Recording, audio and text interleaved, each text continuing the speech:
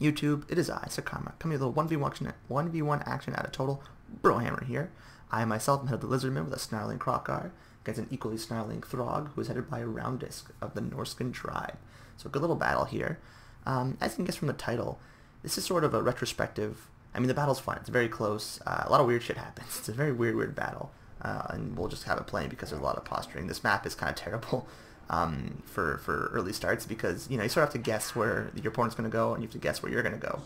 So I placed on the high ground because last time I played this map, that's where my opponent placed. And I was hoping they would place up there. We can get a battle going. But he placed in the middle. I should have placed over here. Would have been a better battle over there, but what can you do? This map's kind of funky in it. Definitely for Lizardmen especially, who don't have ranged. I mean, their only ranged is Chameleon Skinks, and once they're, 80. So it's definitely not the best engagement for us, especially considering they have Marauder Hunter Javelins in the back, and I have some Cold Wind Spear Riders. So it's not the best army composition when you consider the map. Actually a pretty terrible one on my part. But yeah, so we can slow it down here. So one of the things I want to take a look at in this match is the situation for Lizards right now. I'm not really sure how to place them. I mean, they were definitely a top tier. Maybe it was them and Dark Elves when the game first came out. And then Mortal Empires was incorporated, they were still top tier. Kroq-Gar was a beast. They had the healing. Those skink priests are very difficult to deal with. The skink chiefs, rather. So a very powerful faction to start. But I feel they've taken a few steps back. That's primarily due to the fact that a lot of other factions are getting things that counter what the Lizardmen do well. So what the Lizardmen do well is they have still one of the best infantry in the game. I mean, you look at their stats, it's insane. Shields, 60 armor is not the greatest, but it's not terrible for their price.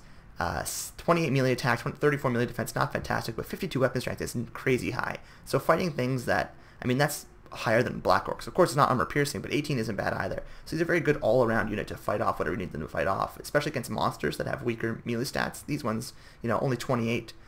So they will do some good damage against werewolves and other rat ogres and creatures of that variety. So a very functional unit, very effective unit.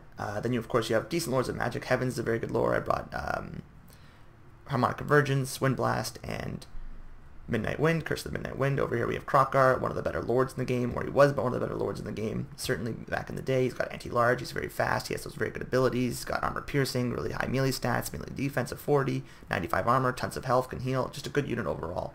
So they have a lot of tools. But I don't know that they've aged so well with the sort of change in the meta. There's a lot of armor piercing missiles now. A lot of factions have anti-large armor piercing missiles, or just armor piercing missiles in general, rather, which are effectively anti-large against things like Kroq-Gar. So that makes them a little bit more difficult to sort of just run ragged on entire armies, because Kroq-Gar used to be a one-man killing machine, or like one dinosaur lizard man killing machine.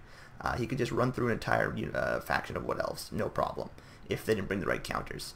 So definitely he's taken a bit of a step back, and Large in general taken a bit of a step back, and there's a lot more, like I said, a lot more counters to their very effective front line.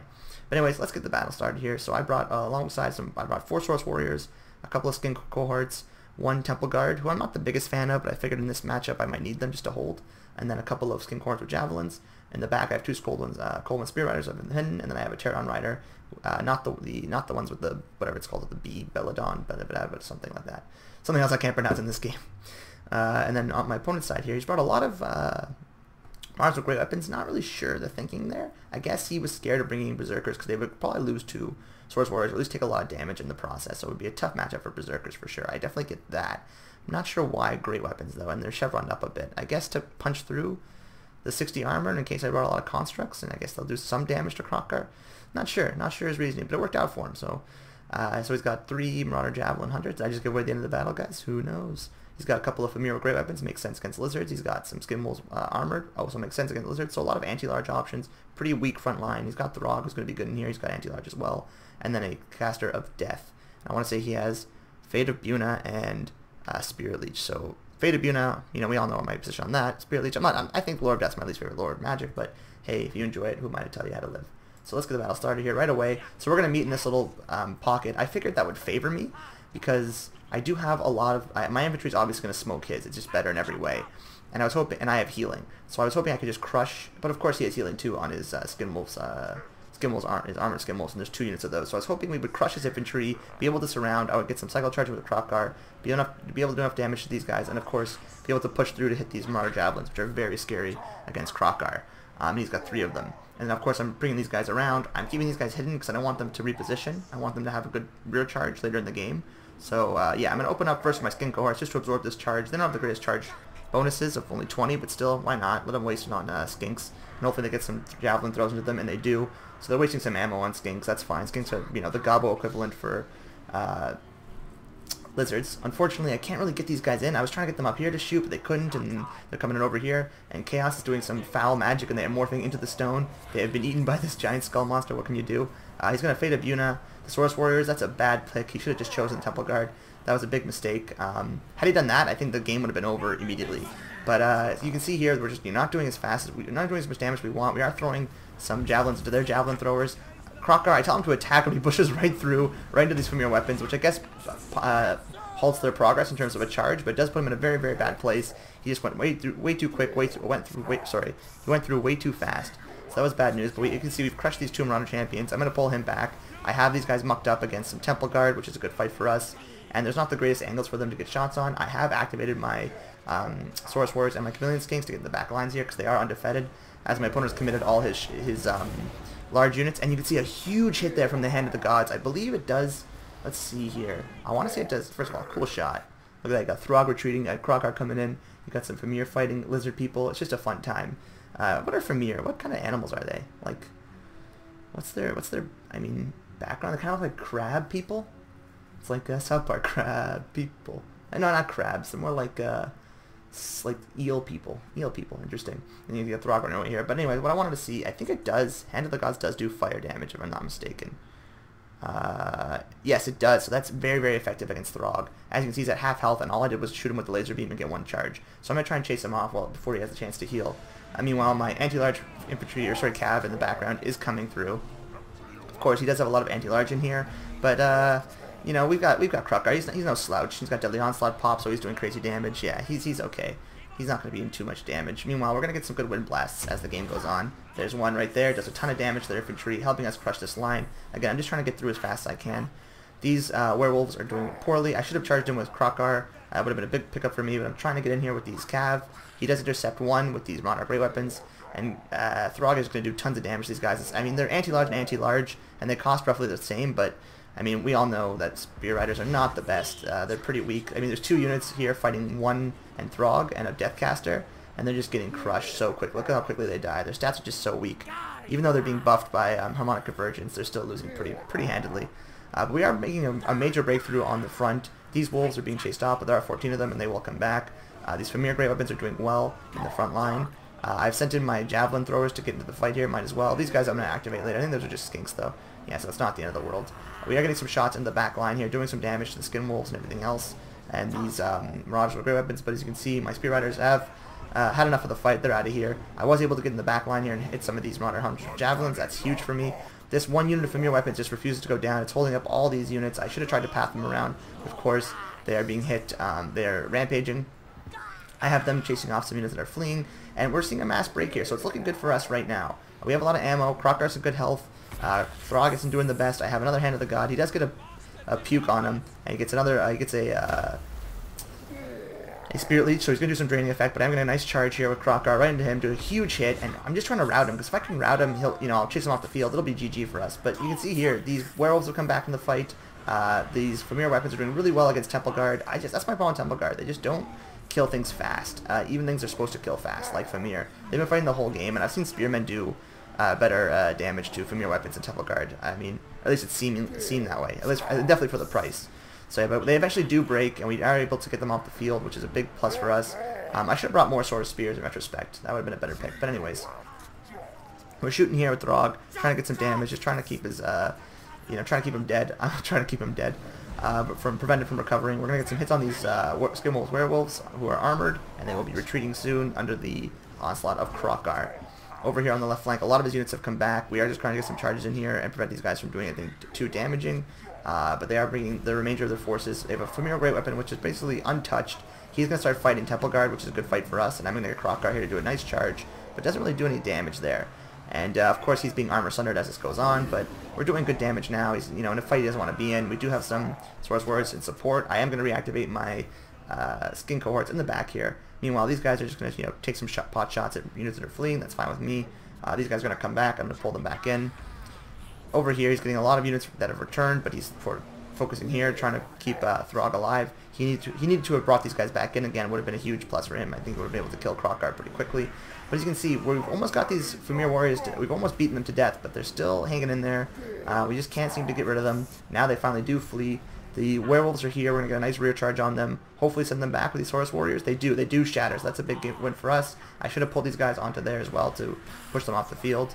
But he still has his Deathcaster in very good health, and of course Throgg does have passive healing, whereas I've used, I want to say, one heal. I have another heal on Kroq-Gar himself. I've used his heal already on Kroq-Gar, so Kroq-Gar only has one other way to heal. We do see a mass break in his inventory now. I think at this point my opponent does realize he has a whole army left over here and he's going to bring them back.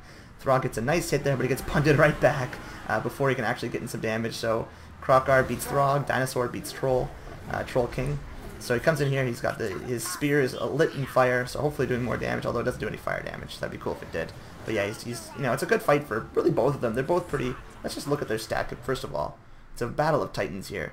As we can see that Grimlock has gone directly through, has eaten Krog whole, but Throgg's quite tall. Wow, he's right up there in terms of size. They're quite, you know, evenly spaced. It's definitely a battle of kaiju. So let's see here. We've got 86 melee attack, 67 melee defense. That's because he's being harmonically converged as well, alongside some other buffs he has, and deadly onslaught. So he's going crazy. So he's doing tons of damage, and he's got really high stats. Of course, Throgg is no slouch in his own right. 50 melee defense is very high. Not to mention he's doing, and if he's affecting his speed. Not that that really matters in this battle, but in this particular point of the battle, but still, and they have pretty similar health values, and they've done quite well together. Yeah, they're quite, you know, quite evenly matched, I would say. So yeah, it's a good little fight, but as you can see, they're both very, very weak, and of course, I don't have heals, or at least the heals I do have will slow down Kroq-Gar and also make him weaker, so I don't want to get that, pop that too early. Our skin cohorts here absorb the charge from the skin wolves, the armor skin wolves. They will die, but what can you do? I've sent the chameleon skinks over here and the ranger of my regroup forces just to hold them off as much as I can, because these guys are very, very dangerous. Kroq-Gar is able to make Throgg rout, but unfortunately those units, the unit that forgot to rout off, these Famir come back and they rout Kroq-Gar, and that's huge because even though Throgg has 506, he's still healing as you're retreating, whereas Kroq-Gar is not. So they're both, wow, evenly matched, both 50 kills, good for them. So I'm going to try and chase Kroq off because that's my only chance to win, but his, you know, his army just is so much bigger than mine. These chameleon skinks aren't terrible in melee, and they'll be able to probably clean up some of these Marauders with weapons, but these Famir are very, very dangerous, and if I can't get Throgg back, it's over. Really, the only thing I have left are these Temple Guard who have held out the whole game, so even though they didn't do the best damage in any sort of speedy manner, they have held out for a long, long time, and they're going to do very well at killing this Chaos Sorcerer of Death. They're going to do well at killing these guys, so they're, you know, they were kind of MVPs. My opponent is going to try and get rid of these skin wolves with armor, but I'm going to hold them up with these Horus warriors, try and prevent them from getting there. And he does actually come back, and at this point I immediately pop his heal, because they're far enough away that I think I can get away from them. And I try and shoot Hand of the Gods. For some reason it did not pop. I press it here, but it doesn't work. Hand of the Gods is a little funky this game, but then he starts to flee again for no reason. So I have him healing, he comes back, I have these guys pinned, but then he starts to heal, and then as he's getting better, he decides it's time to run. So a lot of miscommunication between Kroq-Gar and I here. I'm not really sure what he was thinking. I guess he wanted to just come in, get a little heal, and then run away. But it does end up coming back. It's a huge bonus for me. As you can see over here, he's cleaning up my Temple Guard finally. These guys are back. They're doing well. But with Kroq-Gar back over here, this is really the moment of the match here. I pop with him, so I pop everything he has, and he goes right to these werewolves, and ooh, gets a nice little headbutt on these guys.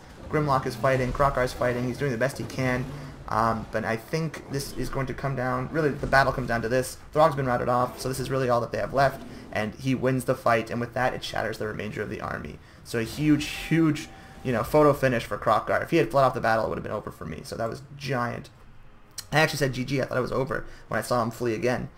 So that was pretty insane. I mean, and also Hand of the Gods didn't go off. Hand of the Gods gone off, it would have smoked at least 2 or 3 of those werewolves out on their charge, and that probably would have shattered them, and I would have been fine. But yeah, unfortunately, he fled before it could pop.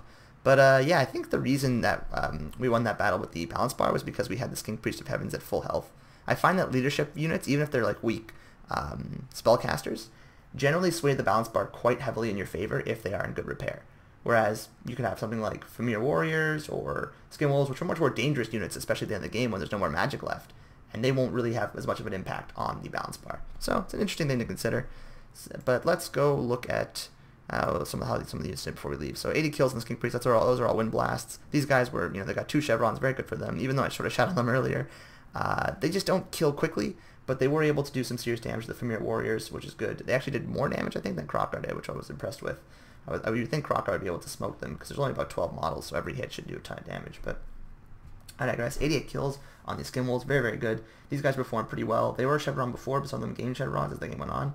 The modern Javelins were unable to really get in much work, and had this battle been on an open field, we would have had a better time of it, because we could have gone wide, we could have circled around with our cav, used more circle charging. This battlefield was just very difficult for us to take advantage of it. I should have checked the map. I always forget to check the map before I choose my army. But, and I've gotten fucked a couple times as Lizardmen because of the map. I think Lizardmen, they are really map dependent, because they have no range, and there's so many ways to net them down and shoot them down with armor piercing these days. Pretty much every faction has armor piercing range, with the exception of Lizardmen, and Bretonia. So it's very difficult to sort of compensate for these maps that bottleneck you. But yeah, so Lizardmen, quick little final thoughts on Lizardmen. They were a top tier faction. I don't think that they are anymore. I think there's too many factions that just have way too many counters to them. High Elves have armor piercing missiles now, and they have nets, which makes Kroq-Gar kind of less optimal, to put it lightly. Not to mention they also have Eagle Claw bow throwers, which are very good at dealing damage to Mazda Mundi and Kroq-Gar as the battle goes on. You have other factions like Dark Elves, which have only gotten better as the game has gone on. They have no problem dealing with Lizardmen, and it's a close match, but I think Dark Elves generally take it. You have Tomb Kings, which are just generally better, which are like Lizardmen but better in every way because they have ranged and their constructs are a little bit more powerful. What other? Yeah, just every faction I feel kind of has a decent matchup with Lizardmen now. They're not as scary as they once were, especially the High Elves. I think Skaven have not no problem. They're still a good faction. Don't get me wrong. I just don't think they're the terrors that they were before. They're not the heavyweight champions that they were at the beginning of the game. They've sort of fallen off a little bit, but they're still they're not my favorite faction to begin with. I'm not a spectacular player by any means, and I don't play Lizardmen that often to start, so I wouldn't be the best person to say if they really to give a definitive listing on them. But just my personal opinion. I played a dozen games of them or so since its patch has been out, and I think yeah, they're in a good place. I think I like them much more now than I did before. Anyways, thanks for tuning in, guys. Hope you enjoyed it, and I'll see you around the bend.